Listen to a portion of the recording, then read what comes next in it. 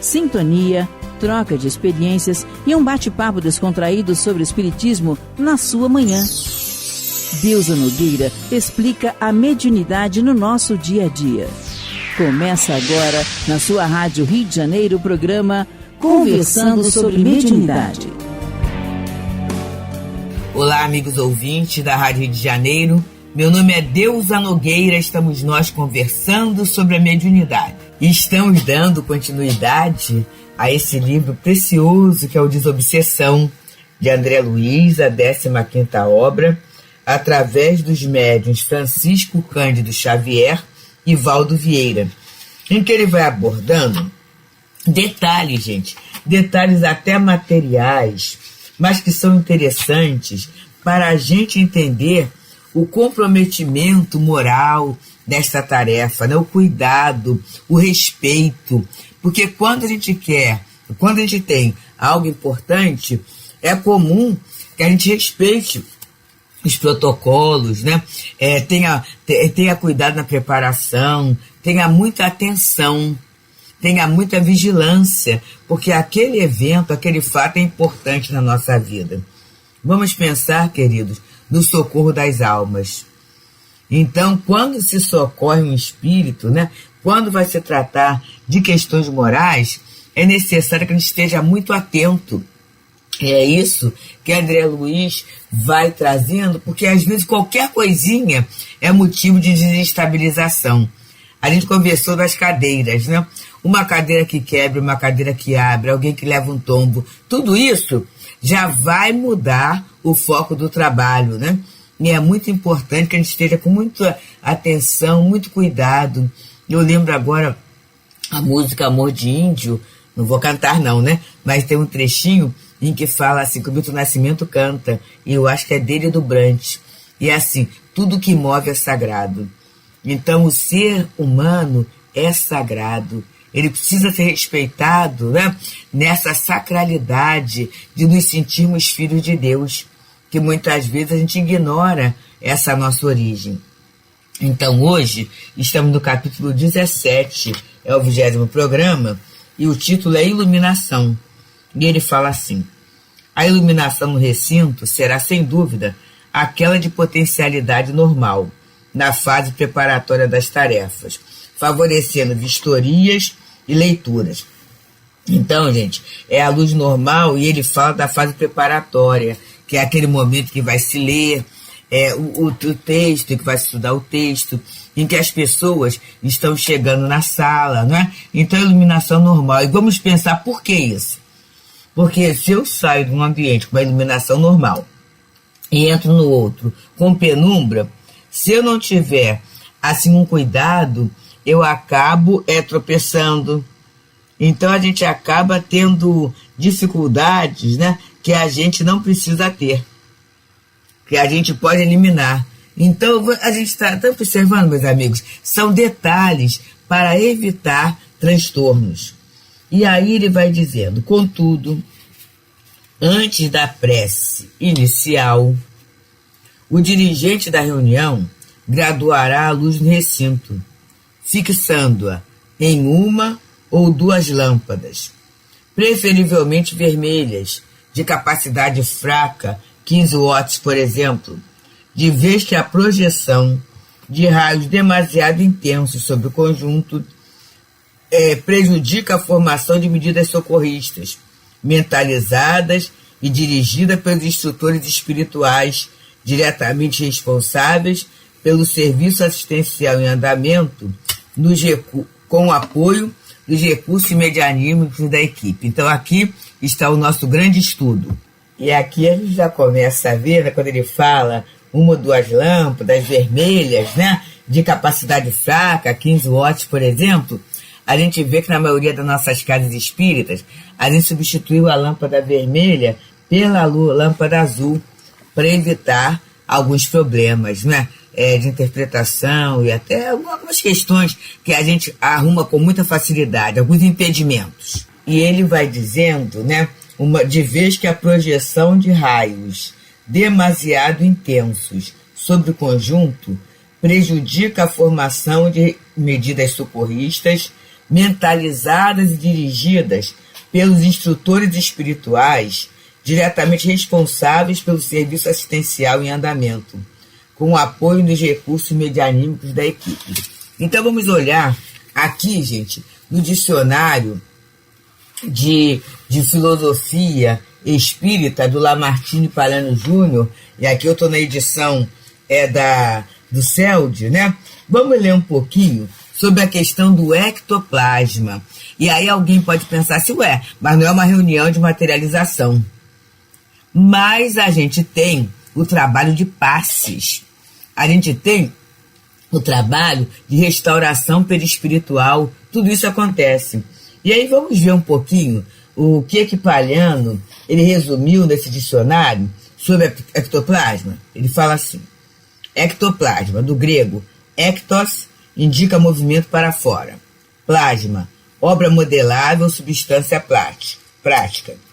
Na metapsíquica, palavra utilizada por Charles Richer para definir uma substância caracterizada como espécie de plasma, flexível, viscoso, incolor e inodoro, sensível ao pensamento, que escapa do organismo de certos indivíduos através dos poros e dos orifícios naturais do corpo. Trata-se de um transe biológico, quando há não apenas dissociação psíquica, mas também biológica.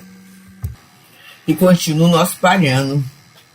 Trata-se de um transe biológico, quando não há apenas dissociação psíquica, mas também biológica.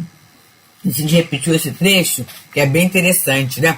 É natural para a gente perceber que não é questão só de médium que trabalha regularmente em casa espírita. É uma questão biológica. Essa capacidade de eliminar o ectoplasma através dos orifícios naturais do corpo. E aí ele diz, segundo o espírito André Luiz, no livro Nos Domínios da Mediunidade, de Chico Xavier, o ectoplasma está situado entre a matéria densa e a matéria perispirítica, assim como um produto de emanações da alma pelo filtro do corpo, e é o recurso peculiar não somente ao homem, mas a todas as formas da natureza. Olha só, gente. Então é muito lindo quando a gente começa a entender a mediunidade como algo natural, quer dizer, o fenômeno, né, a base, a técnica, como algo natural. E aí é muito legal a gente saber da questão biológica, porque muitas vezes a gente coloca a simples possibilidade de eliminar, né, ou de expandir, ou de doar o ectoplasma como algo assim sobrenatural, maravilhoso, isso levando até a incensar certos médiuns, tudo isso. E não é assim que as coisas acontecem, natural. E acontece, né, dentro da natureza, estão outros seres da natureza, né, em todas as formas da natureza. Então o vegetal, ele coloca também, o animal também, né, então é algo natural. Eu sempre gosto muito, sabe, quando a gente começa a ter esse entendimento. E ele diz assim, em certas organizações fisiológicas especiais da raça humana, comparece em maiores proporções e em relativa madureza para a manifestação necessária aos efeitos físicos. Então, acontece com todo mundo essa possibilidade da doação do ectoplasma, mas em certos organismos, em certas organizações, e vamos nos lembrar quando Kardec fala na 159, que a mediunidade está no organismo, né? Então certas organizações são mais propícias, né, a eliminar, a doar esse ectoplasma, né? E aí, tanto na proporção quanto na madureza, aí vamos colocar uma questão, tanto na quantidade quanto na qualidade. Para quê? Para a promoção dos fenômenos de efeitos físicos. E o que é o fenômeno de efeito físico?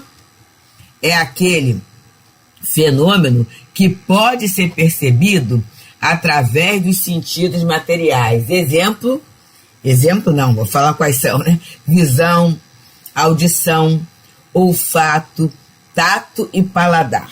Então, se um espírito aparece, né, uma aparição do efeito físico, uma materialização, não precisa ser médium para ver. Todos verão, né? Se houver a produção de um aroma, todos sentirão, crentes e descrentes. Se houver uma voz, um ruído, também todos perceberão. E a questão tátil também, que acontece em meio de materialização, em que a pessoa sente, né? Todo o grupo sente as criaturas andando, os espíritos andando ali, fazendo trabalho, né? E muitas vezes tocando até nos companheiros. Então, esse ectoplasma é esse fluido material, né? Que certas organizações, certos médiuns, certas pessoas têm a possibilidade da doação e que são aptos à produção desses fenômenos físicos. E aí, continua o nosso parâmetro. É um elemento amorfo, quer dizer, sem forma, mas de grande potência e vitalidade. Pode ser comparado a uma genuína massa protoplasmática, sendo extremamente sensível, animado de princípios criativos, que funcionam como condutores de eletricidade e magnetismo, mas que se subordinam invariavelmente ao pensamento e à vontade do médium que o exterioriza, ou dos espíritos desencarnados ou não, que não sintonizam com a mente mediúnica, senhoreando-lhe o modo de ser. Então, se é uma característica material, é um fluido material, né? É uma massa material, e vai ser subordinado ao pensamento e à vontade do médium, ou dos espíritos que naquele momento dominam o médium de uma forma voluntária, consciente, ou muitas vezes de um modo inconsciente, né, em que o médium inconscientemente ele doa aquele fluido e ele não sabe nem por que acontecem essas coisas, certas coisas com ele, né? E ele vai infinitamente plástico, da forma parcial ou total, às entidades que se fazem visíveis aos olhos dos companheiros terrestres ou diante da objetiva fotográfica, dá consistência aos fios, bastonetes e outros tipos de formações, visíveis ou invisíveis, nos fenômenos de levitação, e substancializa as imagens criadas pela imaginação do médium ou dos companheiros que o assistem mentalmente afinados com eles. Então aqui a gente já tem algo muito importante para a gente conversar, né, da importância dessa iluminação no fenômeno, na reunião mediúnica. Mas enquanto isso, vamos nós falando. Estamos nós, meu nome é Deusa Nogueira, pelas ondas fraternas da Rádio de Janeiro, no programa Conversando sobre a Mediunidade. E nesse momento, Desobsessão de André Luiz, através do médium Francisco Cândido Xavier e do médium Valdo Vieira. Estamos no 20º programa, capítulo 17, intitulado Iluminação. E como ele falou sobre a lâmpada mais fraquinha, né? Porque a projeção de raio demasiado intenso sobre o conjunto prejudica a formação de medidas socorristas, mentalizadas e dirigidas pelos instrutores espirituais, que são aqueles responsáveis pelo serviço assistencial em andamento, com o apoio do recurso medianímico da equipe. A gente começou a procurar no dicionário de Filosofia Espírita do Palhano Júnior a questão do ectoplasma, que é esse recurso que é usado, né? E aí vamos lá.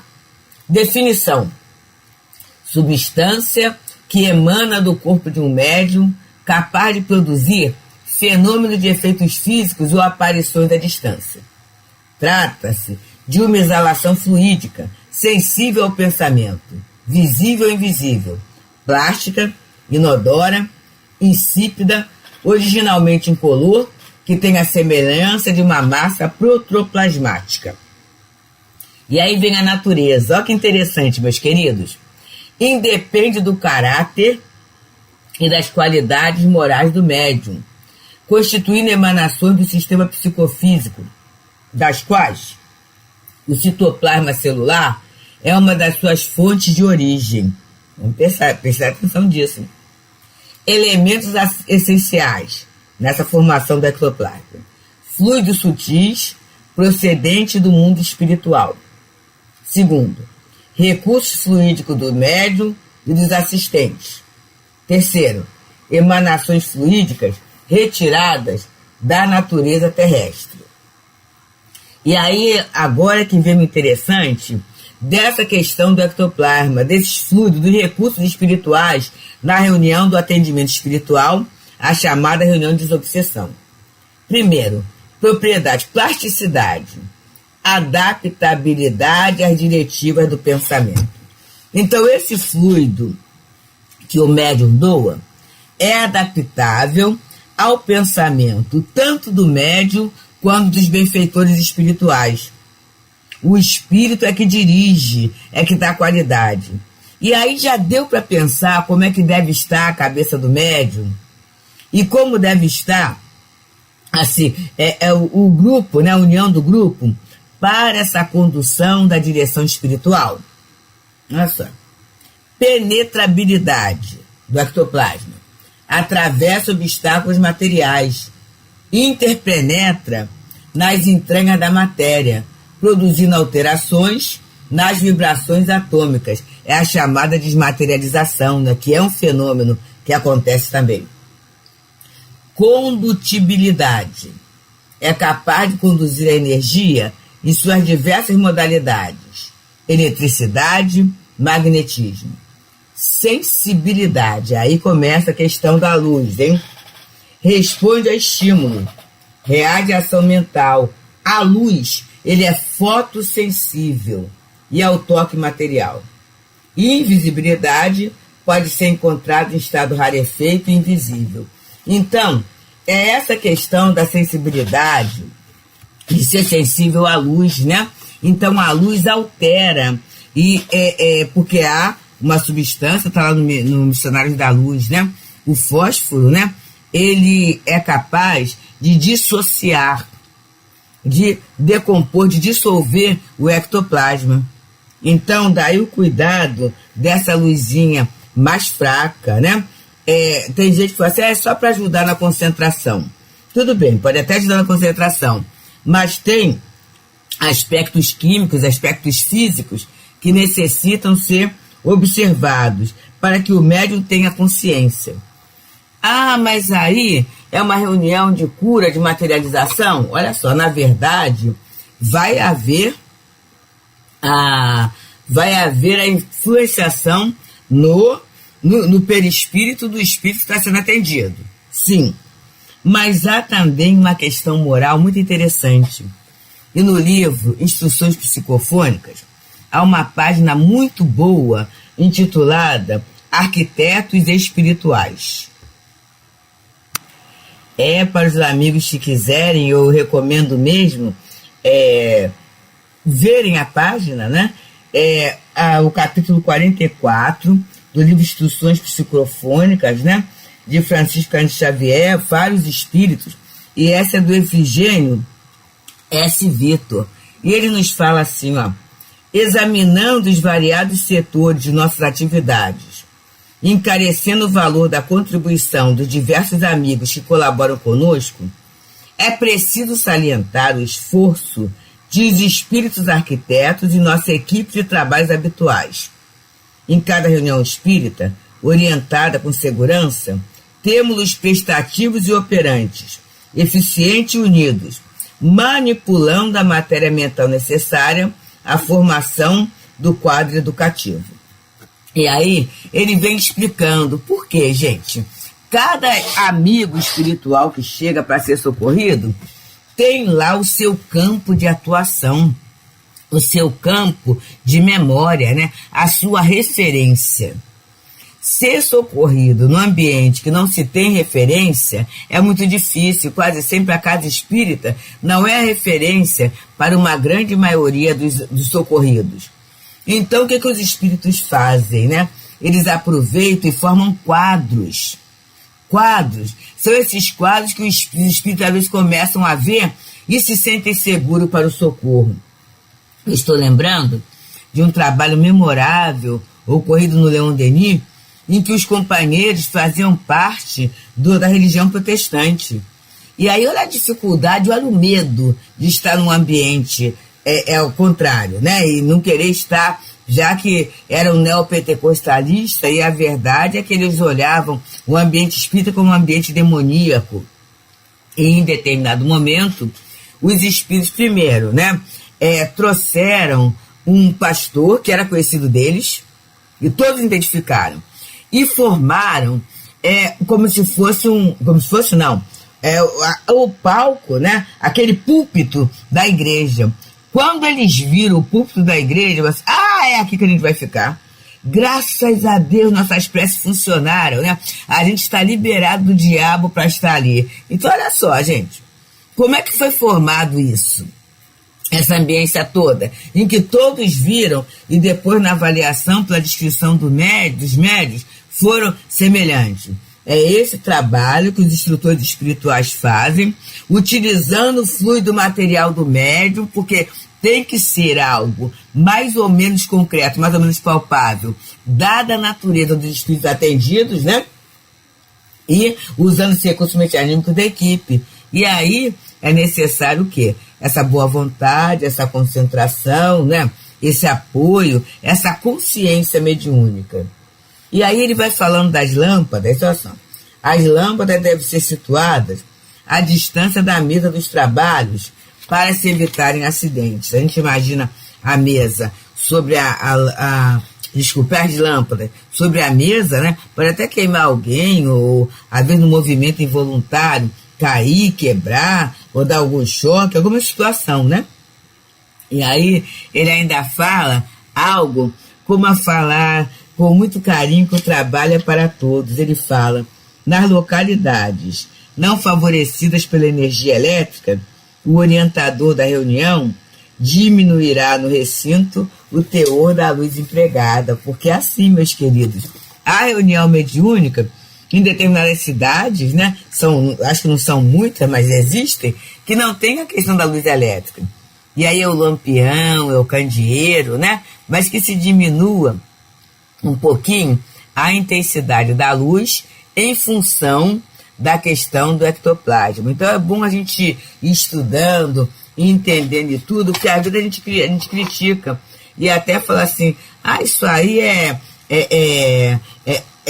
vamos dizer assim, é dogma, né?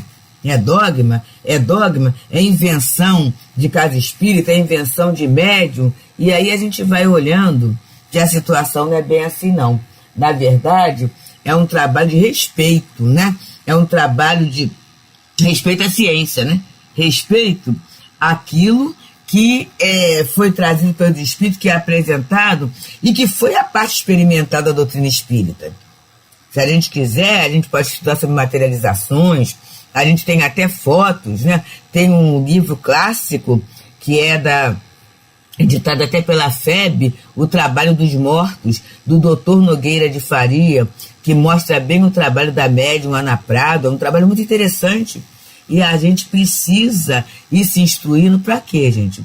Para ser um instrumento melhor, para ser um instrumento mais hábil na mão da espiritualidade, que na verdade são os verdadeiros diretores dessa tarefa, né, tão generosa, e com certeza todos nós que fazemos parte dela, é muito querida ao nosso coração. Então que a gente possa ficar com essa instrução de hoje e que o Senhor Jesus muito nos abençoe a vontade de trabalhar e de servir em seu nome. Muita paz. Deusa Nogueira explica a mediunidade no nosso dia a dia. Programa Conversando sobre Mediunidade.